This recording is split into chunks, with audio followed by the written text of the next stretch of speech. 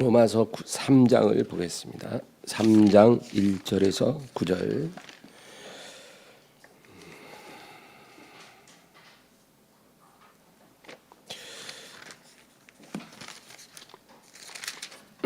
다 같이 읽겠습니다. 그런즉 유대인의 나음이 무엇이며 할례의 유익이 무엇이냐? 범사에 많으니 우선은 그들이 하나님의 말씀을 맡았음이니라. 어떤 자들이 믿지 아니하였으면 어찌하리요? 그 믿지 아니함이 하나님의 믿으심을 패하겠느냐? 그럴 수 없느니라. 사람은 다 거짓되되 오직 하나님은 참되시다 할지어다. 기록된 바 주께서 주의 말씀에 의롭다함을 얻으시고 판단 받으실 때에 이기려 하심이라 함과 같으니라. 그러나 우리 불의가 하나님의 의를 드러나게 하면 무슨 말하리요? 내가 사람의 말하는 대로 말하노니 진노를 내리시는 하나님이 불의하시냐? 결코 그럴 수 아니하니라. 만일 그러하면 하나님께서 어찌 세상을 심판하시리요?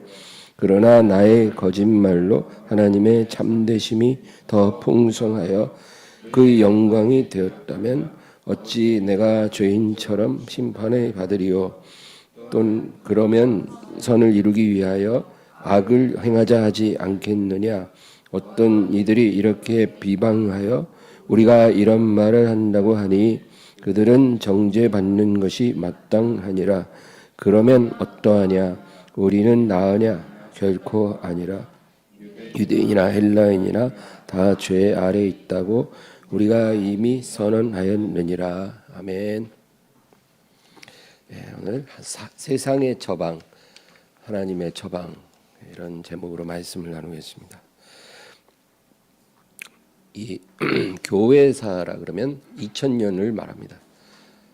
2000년 동안에 이제 교회사가 있는데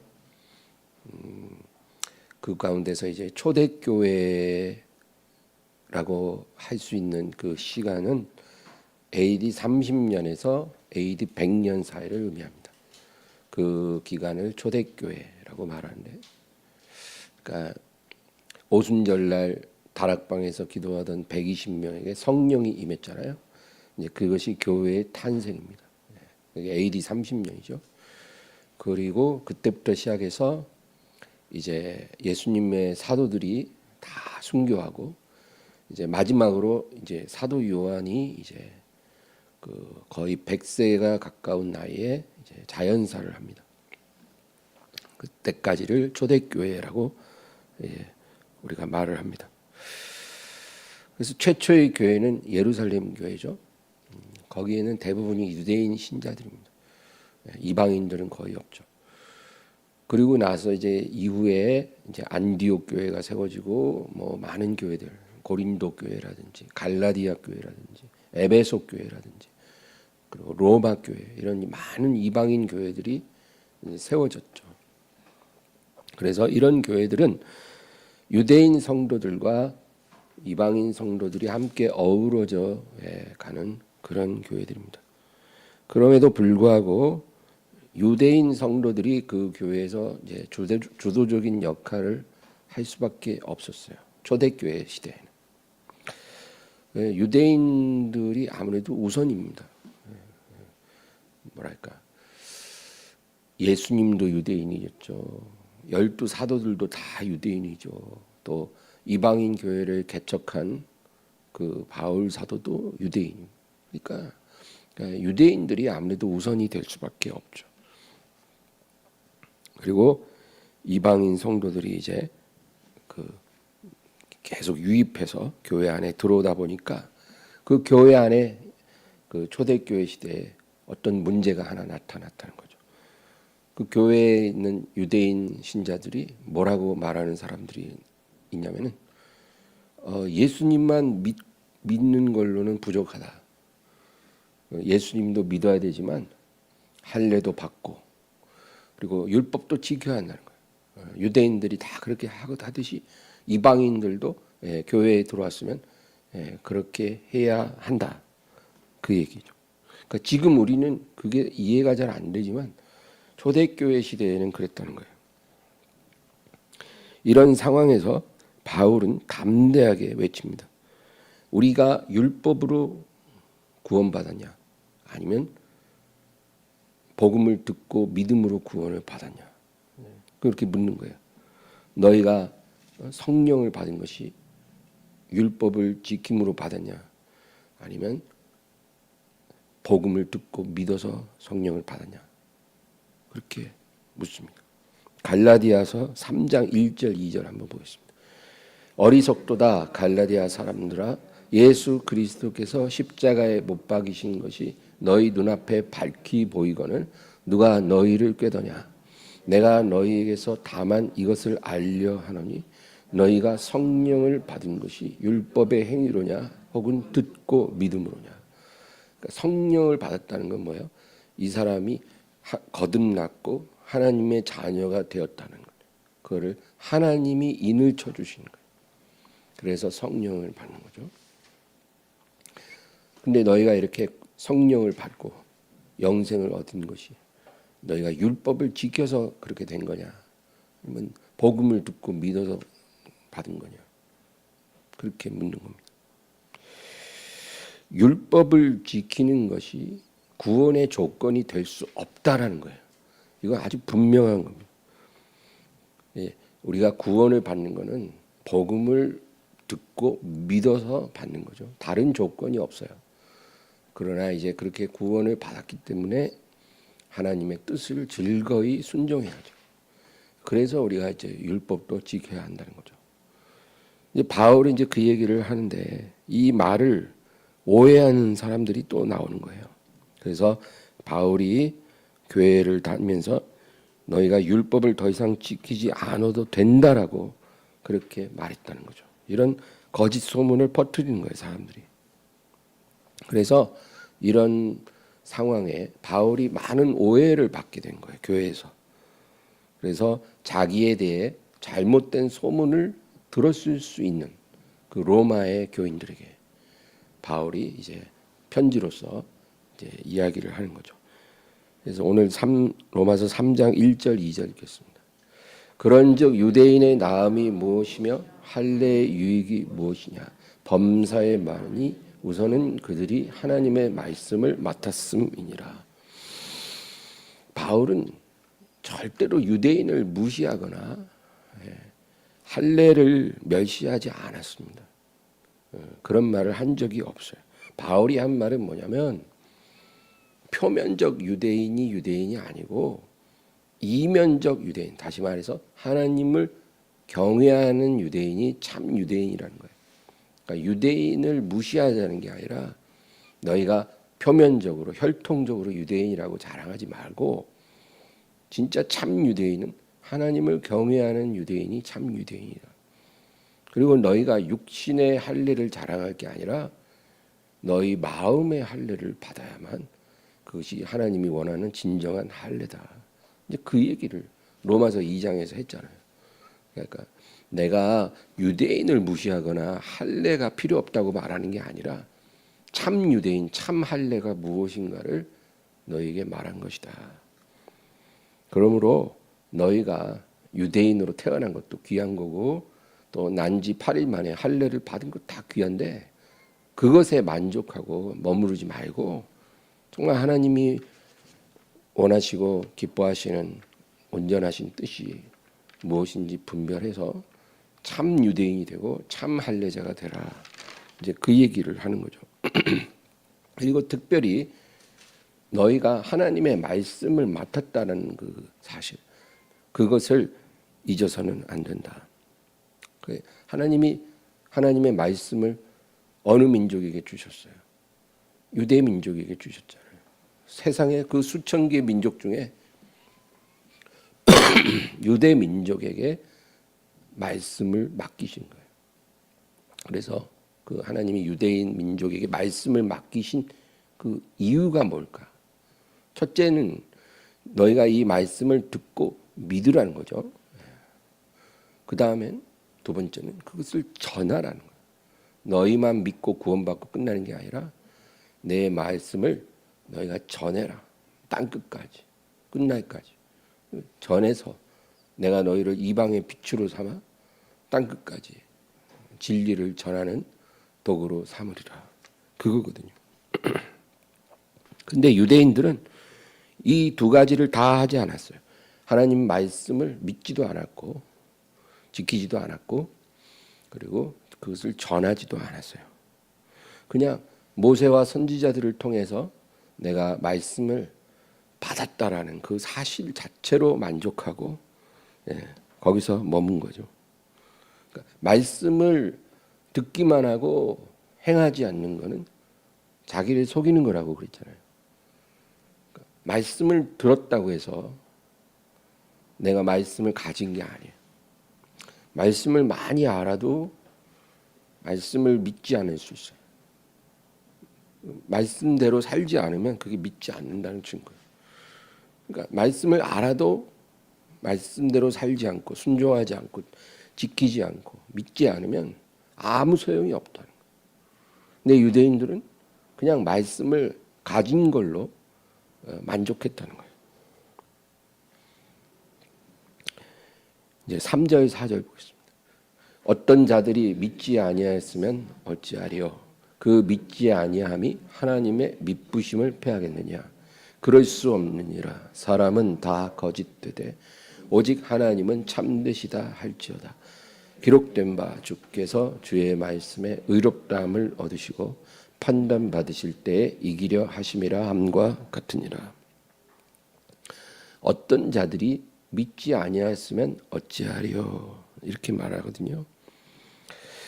사람이 하나님의 말씀을 믿지 않는 것에는 두 가지 이유가 있습니다. 첫 번째는 말씀을 못 들었기 때문에 못 믿는 거예요. 간단하죠. 말씀을 못 들었는데 어떻게 믿겠냐고요. 그래서 듣지 못함으로 믿지 않는 경우가 있고, 그 다음에 들었으나 믿지 않는 거예요. 순종하지 않고 지키지 않는 거죠. 그래서 믿지 않는 것입니다. 그런데 어찌 됐든 못 들어서 못 믿었든 들었지만 안 믿었든 어느 경우가 됐든지 간에 그 믿지 아니함이 하나님의 믿부심을 패하겠느냐.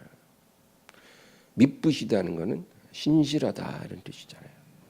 그러니까 하나님이 죄인들을 이제 심판하시는 거예요. 하나님의 심판은 믿부신 심판이에요.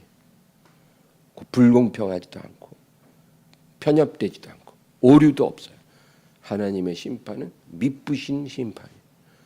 믿지 않는 자들에 대해서 하나님이 믿부신 심판을 행할 때 누가 그것에 대해서 토를 달겠는가? 그것입니다. 그래서 4절에 보면 그럴 수 없느니라.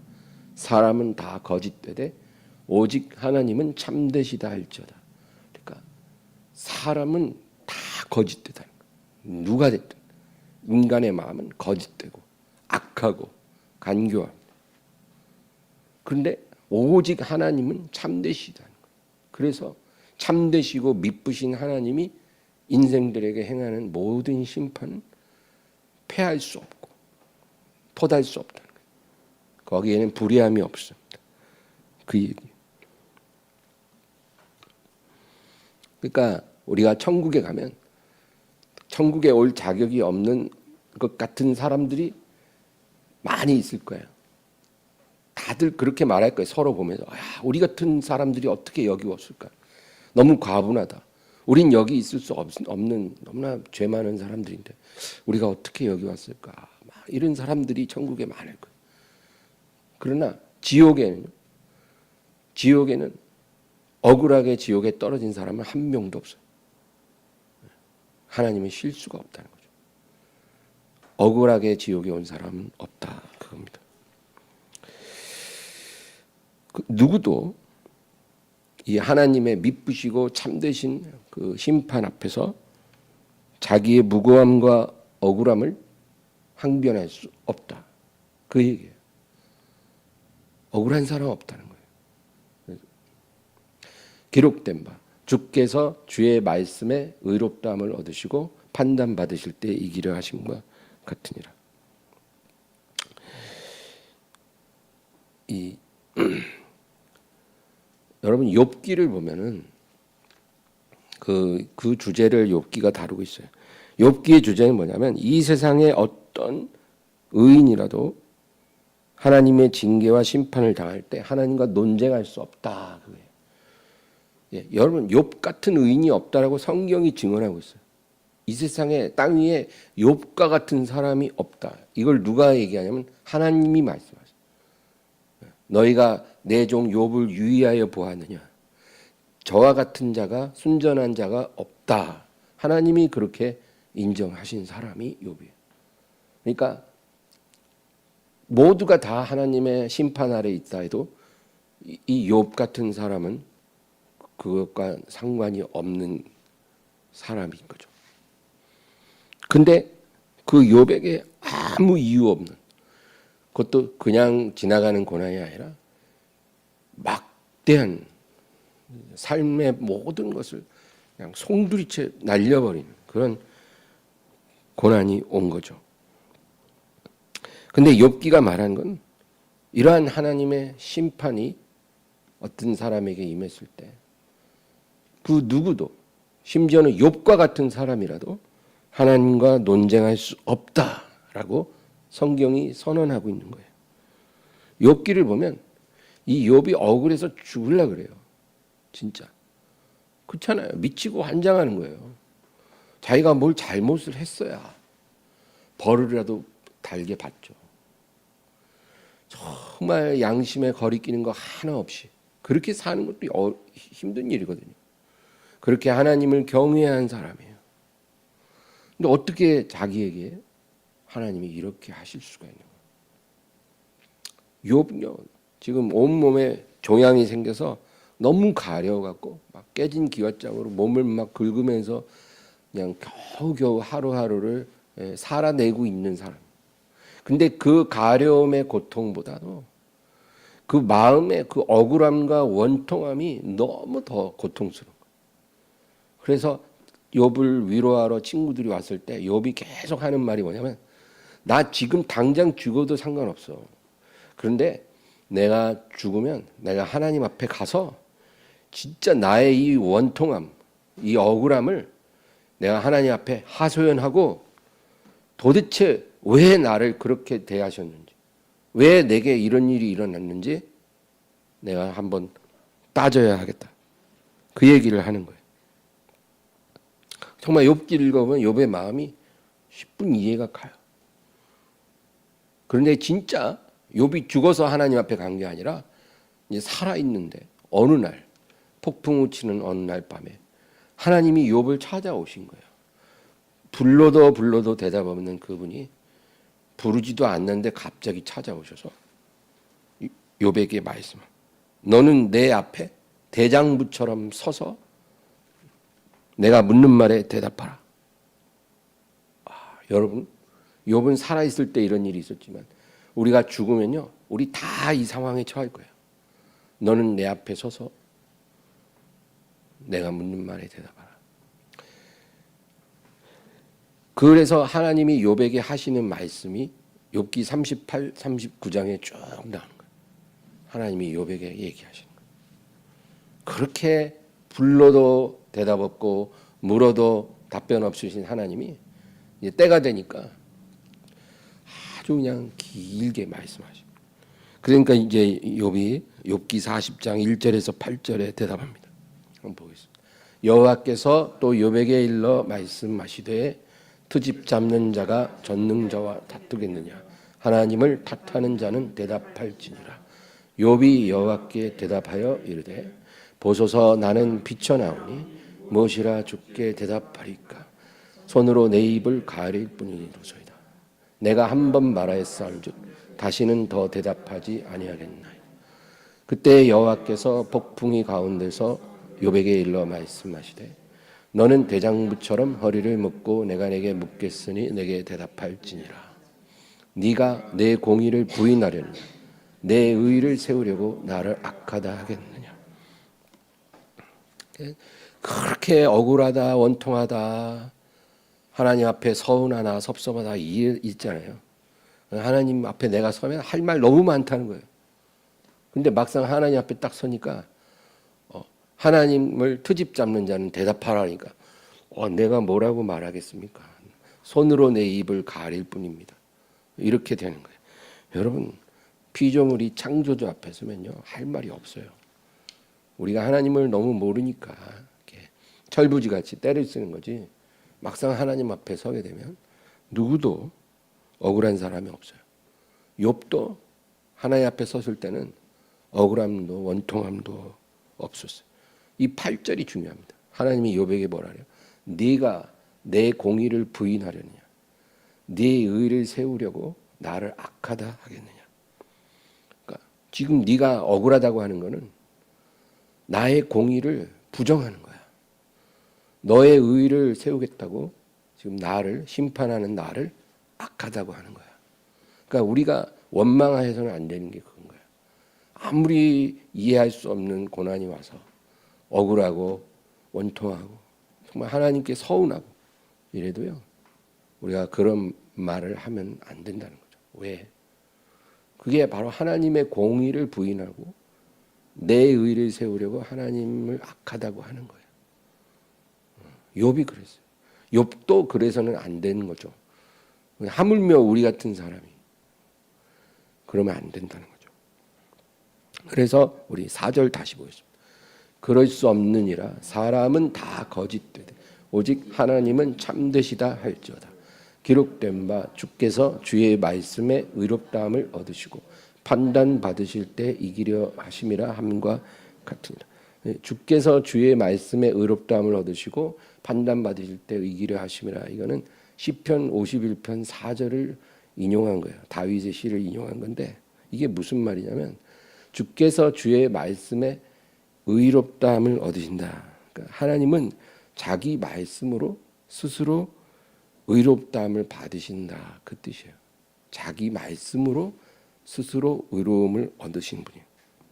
자기 말씀으로 자기 의로움을 나타내시는 거예요. 그리고 판단 받으실 때 이기려 하심이라. 그 누구의 판단도 용납하시지 않는다는 거예요. 하나님은 그 누구의 판단도 용납하지 않아요. 우리가 하나님을 판단하는 그 순간 우리는 내 의를 세우려고 하나님을 악하다고 하는 거예요. 하나님의 공의를 우리가 무시하는 거예요. 그러니까 정말 내가 하나님께 순종하고 충성했는데, 그리고 정말 내 삶에 하나님이 미워하는 그 어떤 것도 없는데, 근데 지금 말할 수 없는 고난이 오고 재앙이 닥쳤어요. 그게 욥과 같은 케이스예요. 그래도 우리는 하나님의 공의를 인정해야 돼요. 하나님은 그 누구의 판단도 용납하지 않으셔요. 하나님은 공의로우시고 하나님의 심판과 하나님의 징계는 언제나 의롭다. 그럴 수 있을 때 우리가 하나님을 경외하는 사람인 것입니다. 이제 5절 6절. 그러나 우리 불의가 하나님의 의를 드러나게 하면 무슨 말하리요? 내가 사람의 말하는 대로 말하노니 진노를 내리시는 하나님이 불의하시냐? 결코 그렇지 아니하니라. 만일 그러하면 하나님께서 어찌 세상을 심판하시리요?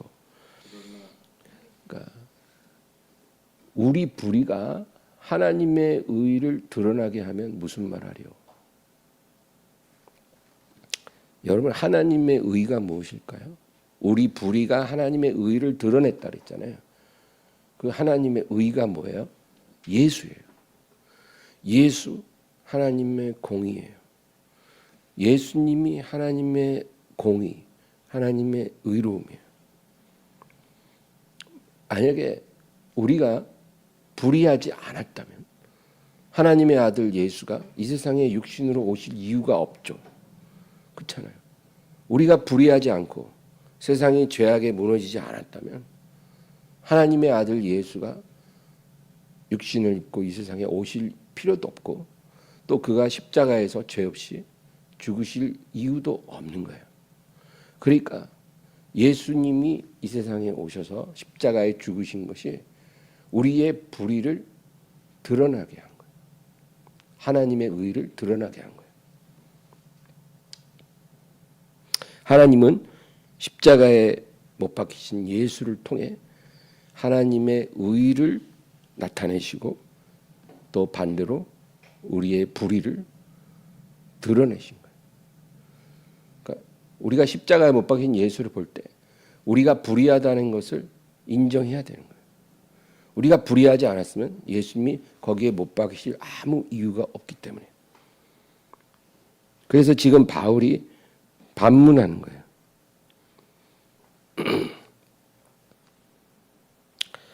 하나님의 아들이 우리가 받아야 될 하나님의 진노를 대신 받으심으로 하나님의 의를 드러내셨는데 그 하나님이 불의하시냐 그겁니다. 우리가 받아야 될 진노를 하나님의 아들이 대신 당하신 거예요. 그래서 우리의 죄를 갚아주신 거예요. 그렇게 해서 하나님의 의가 드러나고 우리의 불의와 죄악이 드러났잖아요. 근데 그렇게 행하신 하나님이 불의하신 하나님이냐. 너희의 모든 죄를 갚기 위해 그 아들을 보내주셔서 십자가에서 그걸 다 청산해 주셨는데 그 하나님이 불의하신 하나님이냐. 그렇지 않다. 네가 하나님 앞에 서운한 게 뭐가 있겠느냐. 너의 모든 불의를 그가 친히 갚으셨는데 너가 하나님 앞에 불만 갖고 서운할 게 뭐가 있니? 이제 그 얘기죠. 결코 그렇지 않다.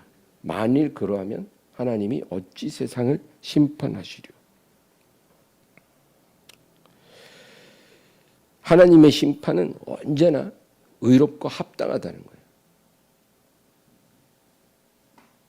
어느 누구도 하나님의 심판을 불의하다고 할 수 없다. 예, 우리가 그걸 깨달아야 돼요. 하나님은 불의한 자를 심판하십니다. 그 하나님의 심판에 누가 토달 수 없어요. 다만 그 불의한 자를 심판하실 때 우리를 심판한 게 아니라 그 아들을 심판하셨다는 거예요. 그래서 그 아들로 말미암아 우리가 심판을 받은 거예요. 그 아들을 믿는 자에게 하나님이 값없이 용서와 구원을 주신 거예요. 근데 이 하나님, 이 공의로우신 하나님 어찌하여 불의한 하나님일 수 있느냐. 그 얘기를 하고 있는 거죠. 그리고 이 놀라운 하나님의 의를 믿지 않고 환영하지 않고 감사하지 않는 죄인들이 하나님의 진노를 당하는 것도 당연히 합당하다는 거죠. 그래요. 그러니까 우린요 하나님에 대해서 알아야 돼요. 하나님은 죄를 그냥 대충 넘어가고 괜찮아 뭐 이런 분이 아니에요. 절대. 그런 하나님은 없어요. 하나님은 어떤 죄도 참아보지 못하신 거예요. 어떤 불의도 견디지 못해요. 날마다 분노하시는 하나님, 의로우신 재판장이에요. 사람이 회개하지 않으면 하나님이 칼을 가신다고 했어요. 그러니까 하나님은 절대로 죄를 용인하거나 대충 넘어가시는 분이 아니에요. 그래서 모든 사람이 다 하나님의 진노 아래에 있는 거예요. 그런데 그 진노를 그 아들에게 부으시고 우리를 구원하기를 원하신 거예요. 그러니까 이 하나님을 믿고 하나님의 의를 받아들여요. 예수를 받아들여요. 예수님 자체가 하나님의 의예요. 그분을 우리가 소유해야 돼요. 우리 안에 모셔야 돼요. 내가 소유해야 돼요. 그래야 우리가 하나님의 진노 아래에 있지 않는 거예요. 얼마나 감사한 일이에요. 근데 이 감사하고 놀라운 구원을 거절하는 사람들도 많아요. 필요 없다는 거야, 난. 그런 거 필요 없어. 신경 쓰지 마. 그래요. 그러면 이 사람들이 하나님의 진노 아래 그대로 머무는 불의한 자들이잖아요. 그러면 그런 사람들이 하나님의 심판을 어찌 피하겠냐는 거예요. 그 하나님이 악한 하나님이냐, 불의한 하나님이냐. 그렇지 않다. 하나님은 사랑의 하나님이고 자비로우신 하나님이고 그러나 그 자비를 거부하는 자들에게 공의를 내리신 하나님. 공의로운 심판을 내리신 하나님. 그 얘기를 지금 하고 있는 거죠. 이제 7절 보겠습니다. 그러나 나의 거짓말로 하나님의 참되심이 더 풍성하여 그의 영광이 되었다면 어찌 내가 죄인처럼 심판을 받으려. 여기서 바울이 나의 거짓말이라고 그랬잖아요. 왜 이런 표현을 하냐면 바울은 가는 곳마다 거짓말쟁이라는 비난을 들었어요.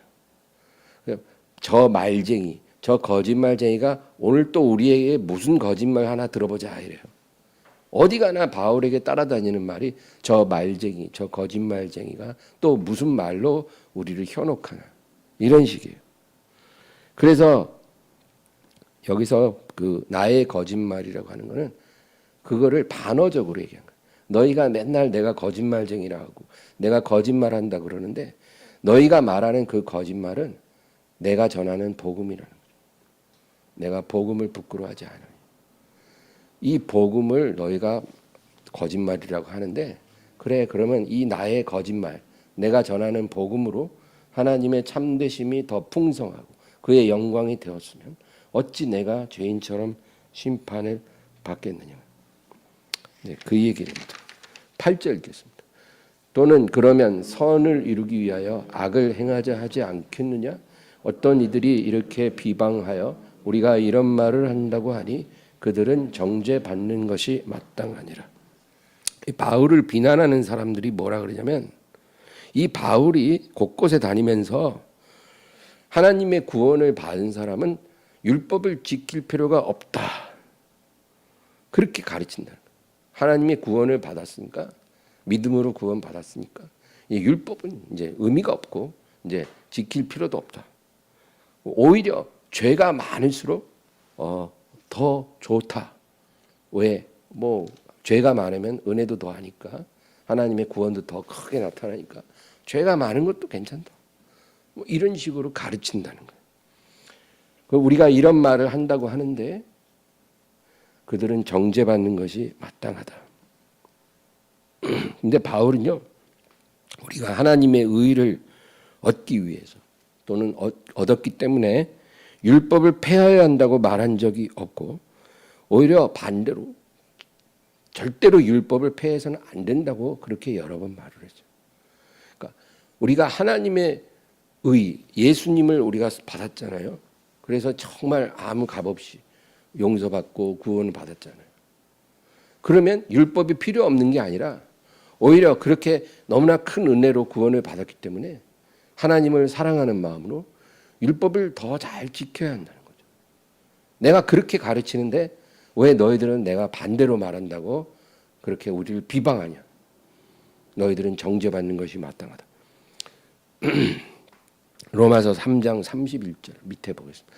그런즉 우리가 믿음으로 말미암아 율법을 파기하느냐. 그럴 수 없느니라. 도리어 율법을 굳게 세우느니라. 로마서 6장 1절 2절 보겠습니다. 그런즉 우리가 무슨 말을 하리요? 은혜를 더하게 하려고 죄에 거하겠느냐? 그럴 수 없느니라. 죄에 대하여 죽은 우리가 어찌 그 가운데 더 살리고. 계속 반복하는 말이 그럴 수 없다. 우리가 구원받았다고, 은혜 받았다고, 믿음으로 깨끗해졌다고 우리가 죄에 거하겠느냐? 그럴 수 없다. 우리가 그렇게 살면 안 된다. 계속 그 얘기. 그 밑에 15절. 그런즉 어찌하리요? 우리가 법 아래에 있지 아니하고 은혜 아래에 있으니 죄를 지으려 그럴 수 없느니라. 그러니까 절대로 바울은 너희가 은혜로 하나님의 사랑 안에서 구원 받았으니까 뭐 죄 같은 거 좀 지고 그래도 큰 문제 없어. 뭐 그렇게 말한 적이 없어요. 오히려 우리가 더 죄를 미워하고 하나님께 순종하며 율법을 붙잡고 살아야 하는 거예요. 그게 구원의 조건은 아니지만 구원을 받았기 때문에 그것이 중요한 거예요. 우리가 율법을 지키며 살라는 거죠. 예수님도 같은 말씀을 했어요. 마태복음 5장 17절에서 20절. 내가 율법이나 선지자를 폐하러 온 줄로 생각하지 말라. 폐하러 온 것이 아니요 완전하게 하려 함이라. 진실로 너희에게 이르노니 천지가 없어지기 전에는 결코 없어지지 아니하고 다 이루리라. 그러므로 누구든지 이 계명 중에 지극히 작은 것 하나라도 버리고 또 그같이 사람을 가르치는 자는 천국에서 지극히 작다 일컬음을 받을 것이고 누구든지 이를 행하며 가르치는 자는 천국에서 크다 일컬음을 받으리라. 내가 너희에게 이르노니 너희 의가 서기관과 바리새인보다 더 낫지 못하면 결코 천국에 들어가지 못하리라.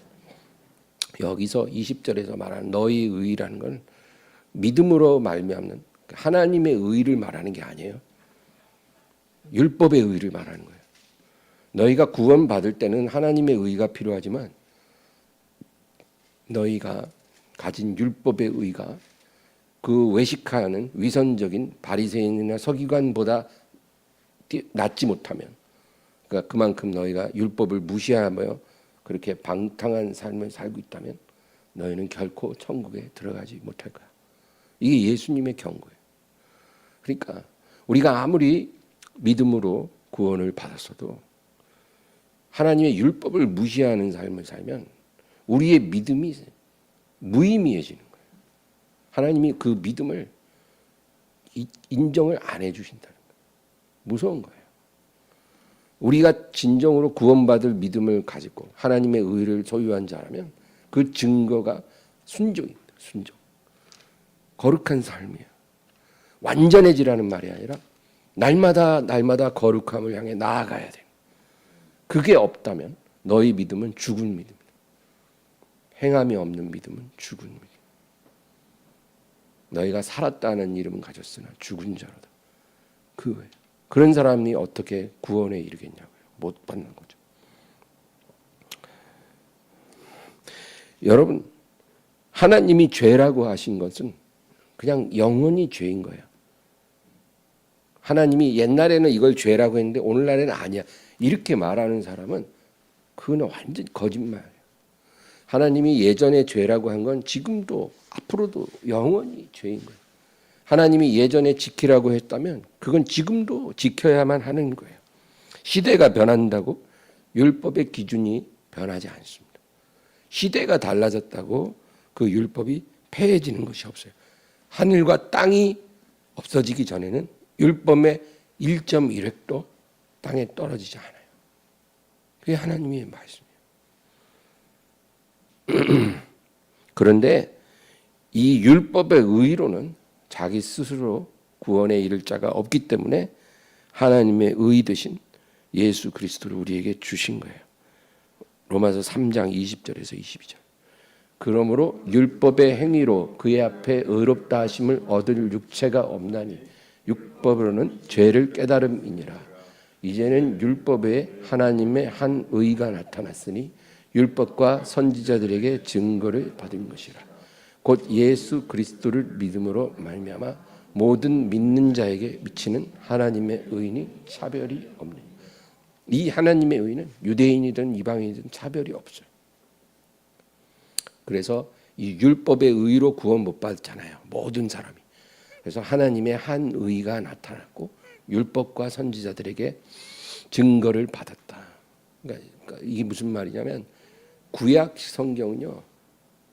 표면적으로는 그냥 율법에 대한 책 같지만 사실은 하나님의 의를 가리키고 있는 책이에요. 하나님의 의.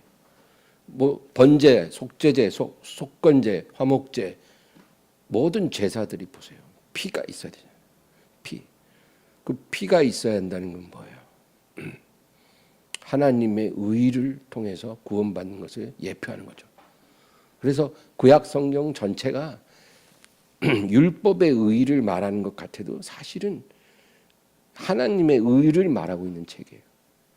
너희가 율법의 의는 죄를 깨닫는 용도지 그것으로 깨끗해지고 구원받으라는 게 아니야. 그건 불가능해. 그러므로 너희가 율법의 의로 안 되는 것을 하나님의 의로 할 수 있겠다는 것. 그거를 깨달아야 해. 이제 그 얘기를 하나님이 하시는 거예요.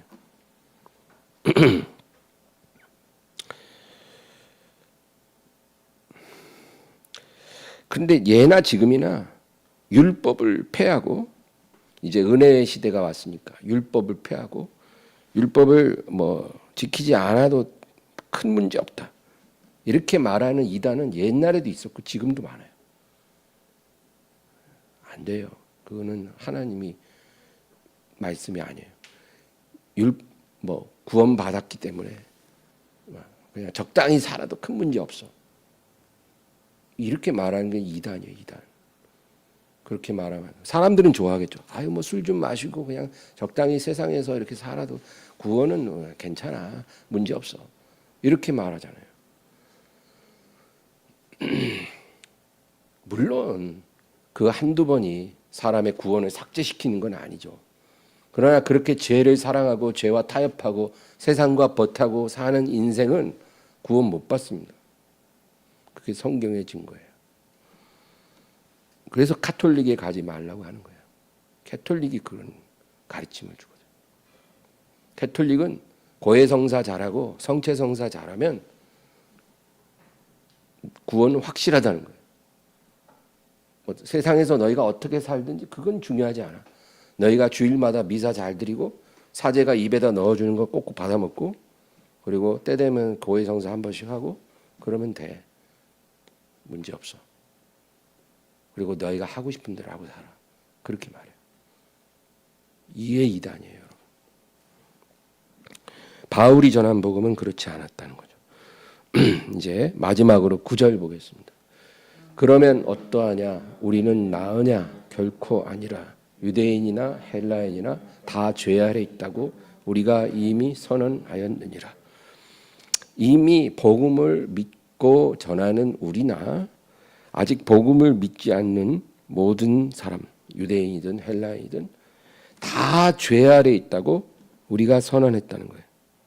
이것은 사도들의 선언이고 성경이 우리에게 선언하고 있는 거예요.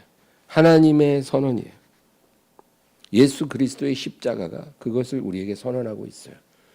여러분, 예수님의 십자가하고 관련이 없는 인생이 있을까요? 없어요.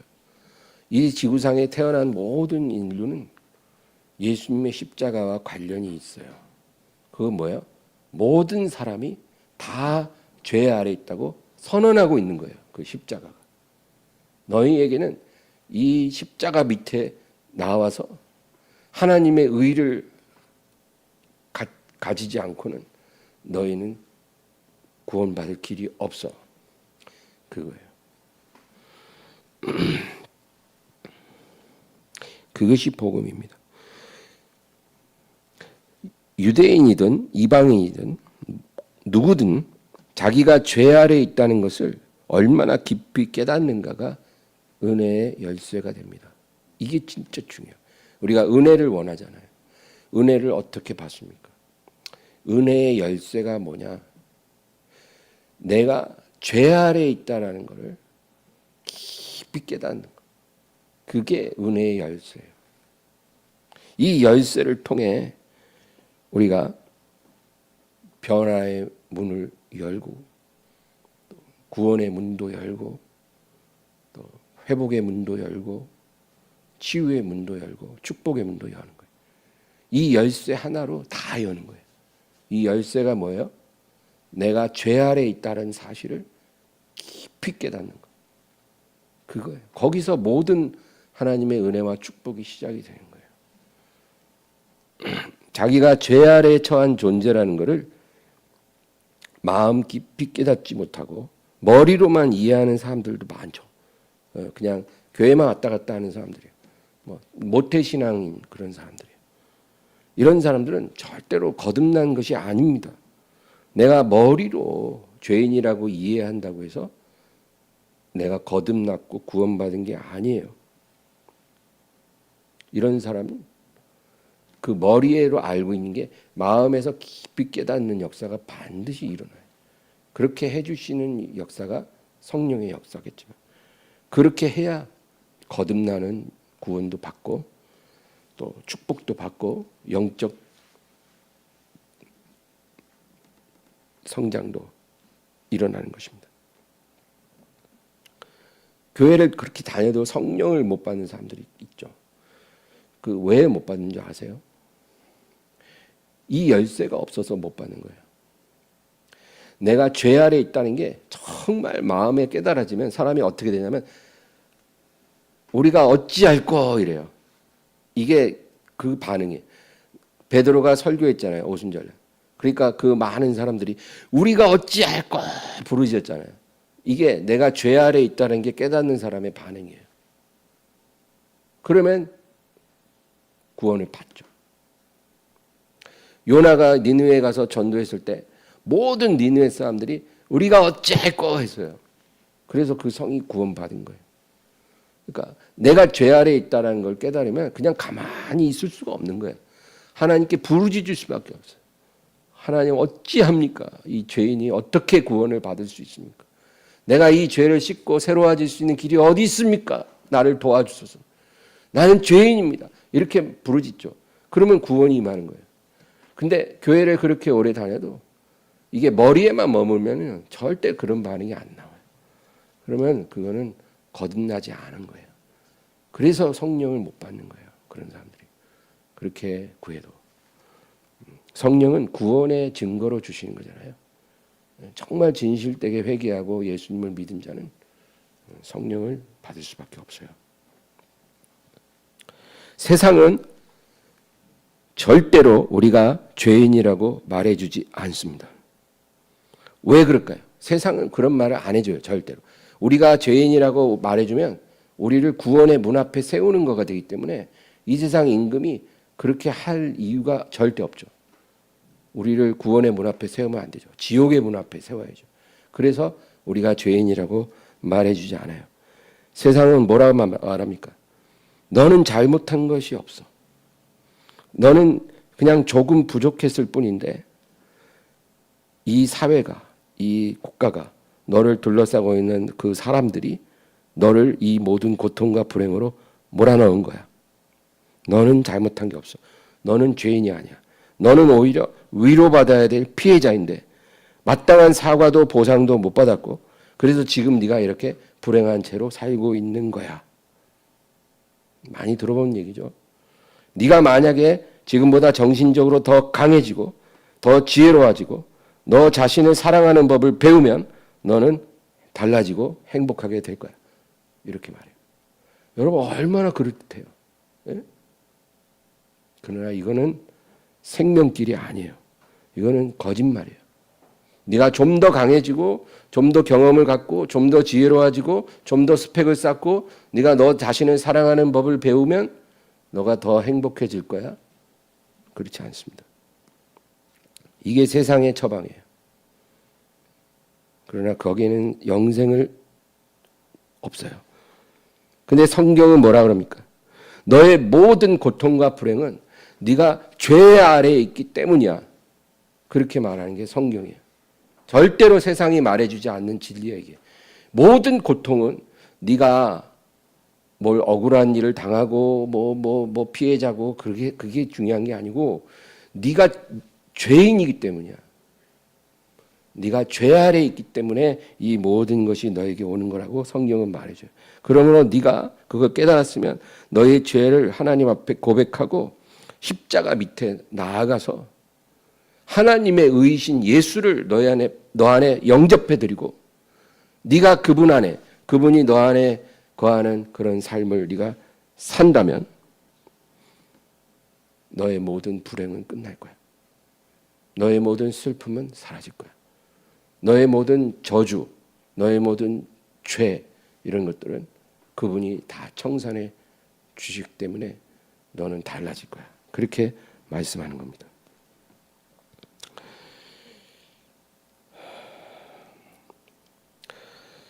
이사야 61장 3절 무릇 시온에서 슬퍼하는 자에게 화관을 주어 그 죄를 대신하며 기쁨의 기름으로 그 슬픔을 대신하며 찬송의 옷으로 그 근심을 대신하시고 그들이 의의 나무 곧 여호와께서 심으신 그 영광을 나타낼 자라 일컬음을 받게 하려 하심이라.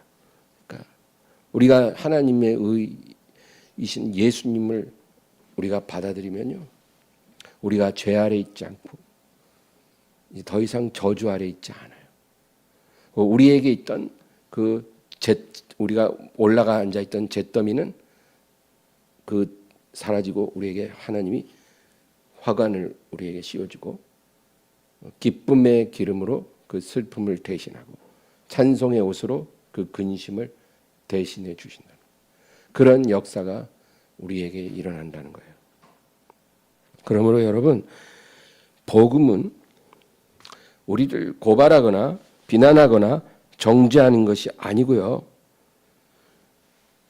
우리의 모든 죄와 저주를 하나님의 의이신 예수님이 대신 감당해 주셨다는 거예요. 십자가에서. 그러니까 복음이라 그러면 맨날 우리를 손가락질하고 죄인이야 너는 죄인이야 이렇게 저주한다고 생각하면 안 돼요. 그게 아니에요. 하나님의 아들 예수가 우리의 죄를 다 감당하시고 우리의 죄와 우리가 받을 저주를 다 청산하셨기 때문에 그분께 나와서 그분을 믿으라는 거예요. 그분을 믿으면 그분이 너 안에 들어가고 네가 그 안에 들어가서 그로 말미암아 너는 영원한 생명을 얻게 될 것이다. 그렇게 우리에게 말해주는 거예요. 그게 복음이에요. 얼마나 기쁜 소식입니까? 여러분 이 복음을 기뻐하면서 그 복음 안에 거하기를 주의 이름으로 축원합니다. 하나님 아버지 감사합니다. 오늘도 이 귀한 말씀에 저희들을 불러주셔서 감사드리고 주여 말씀을 붙잡고 이 시간도 간절히 기도하게 하옵시고 하나님 아버지 정말 내가 죄 아래 거하는 자인데 나의 죄를 위하여 나를 죄 아래 있지 않고 생명 아래 있게 하기 위해 예수님이 오신 것을 기억하게 하사 그분을 바라보게 하시고 그분을 원하게 하시고 그분을 믿게 하사 그분 안에 머물게 하여 주시옵소서. 예수님의 이름으로 기도합니다. 아멘.